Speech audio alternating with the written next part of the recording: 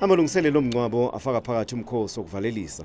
Umkhwe womholi wamanje we-Iran Mojtaba Khamenei uGholamali Hadadadel uhambele umkhosi wanamhlanje.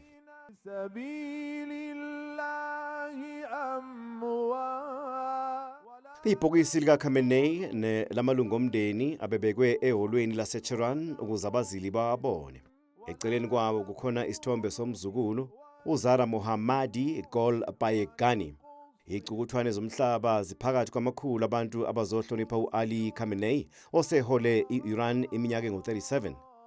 Isidumbu sikaKhamenei silindeleke ukuba-ke siyiswe eQom, eNajaf naseKerbala okuyizikhungo ezinkulu zama-Shiite ase-Iran nase-Iraq ngaphambi kokuba-ke atshalwe endaweni engcwele e-Iran, iMashhad ngolwesine.